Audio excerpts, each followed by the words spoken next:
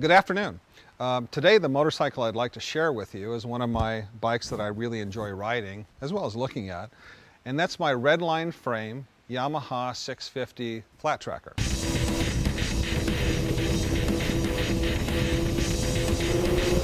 The frame was made in 1968. If you notice when you look at this frame, what you'll see is first of all, it's not painted. The reason they don't paint the frames is because if the frames are painted, the paint will actually hide some of the cracks. Whereas on this bike, what they do is they take it through a process after it's welded up, and they dip it in nickel. If in fact they break the bike, they'll be able to see the crack and either throw the frame out and get a new one or repair it. One of the big differences between a street bike and a race bike that does half miles, the rake of the frame, which is the angle of the forks, is brought in. It's reduced. What that does is it makes the bike turn incredibly well, but it makes it less stable when you're going in a straight line.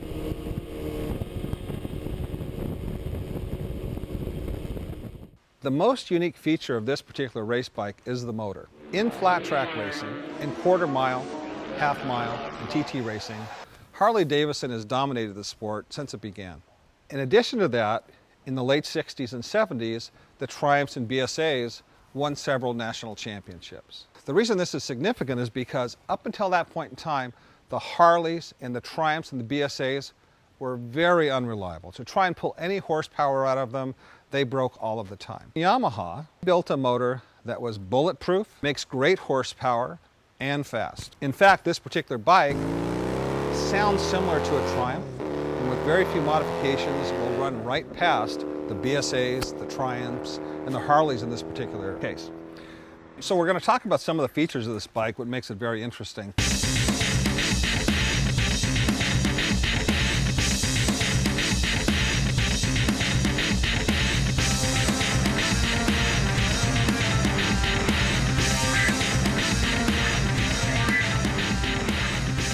The workmanship on a Redline frame is just incredible. There were other contemporary frame manufacturers of this time. One that comes to mind is Champion. But if you take a look at this, if you take a look at their welds, they're absolutely gorgeous. I've never seen a machine that's able to make a weld as nicely as that. As I'm pointing this out, you can also see the silver color. This is nickel plating. And if you think about this, this nickel plating has been on this motorcycle since 1968. And it looks as good today as it did back then. We have the disc brake setup in the rear. Again, they didn't have these in the 60s, they used drum brakes. But really starting in the early 70s, they went to a rear disc. In the old days, the exhaust systems on flat track or race bikes were completely open. In other words, this is a muffler that we see here. This happens to be a super trap. In the old days, you wouldn't have had this rear section. You wouldn't have had this section right here. What you would have had is a wide open pipe, and it would have been as loud as you can imagine. In fact, many of the racers from that period, including an actor by the name of Keenan Wynn, they lost their hearing before they were 40 years old because of the noise that came out of these bikes. On this side of the bike, what you'll notice is a unique feature that you're only going to find on a flat track bike. On a flat track, you only turn left. You go in a straight line, you turn left, it's kind of like NASCAR racing.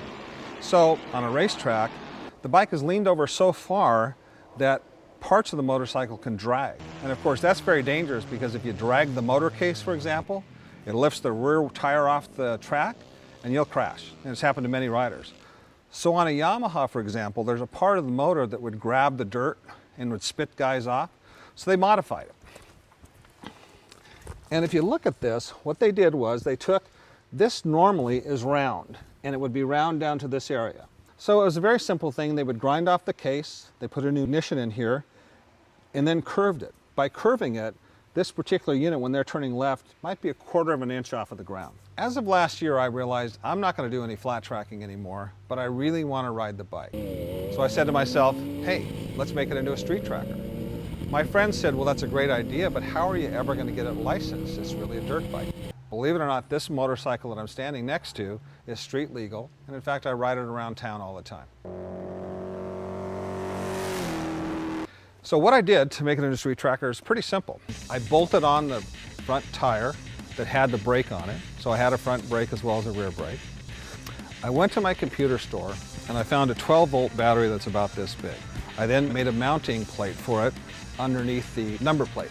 From that battery, I then ran some wires to a switch, and then from the switch I ran wires to a front headlight system I developed and a rear brake light. I simply went into my garage, I took out my woodworking tools, got a hole saw, and I drilled 2 holes in the number plate that was on this motorcycle the last time it ran the Sacramento Mile. And at night, believe it or not, when I hit the switch, the lights come on. They'll last for about a half an hour because the motorcycle doesn't have a charging system and works quite well. I also needed a brake light, so I was able to send away to England for a brake light switch. It's a universal switch, so that when I hit the rear brake, the rear tail light would go on. I also needed a tail light and a place to mount the license plate if I was lucky enough to get one issued by the CHP and the Department of Motor Vehicles. And if you come back here, I'll show it to you. There's really not much to it. It's actually a very nice piece. It's made out of thick anodized aluminum and actually has lightning holes in it. And again, it's got a chopper style rear tail light, but I kind of like it because it's really a 60s piece. I did that. I put it in the back of my truck, and I went to the CHP office and told them I needed an inspection because I wanted to license my motorcycle for the street. The officer who came out is a motorcycle enthusiast. He looked it over. He complimented me on what a cool motorcycle it was and said he would go in and do some research. About a half hour later, he came out, he handed me the paperwork. He put 2 plates on the bike, one on the frame and one on the motor. And all of a sudden I had numbers that were legal. He licensed it as a 1968 Yamaha. I took that to my DMV office where they gave me a license plate. The funny thing is, even though it looks like a race bike, it has numbers, there really aren't any visible lights.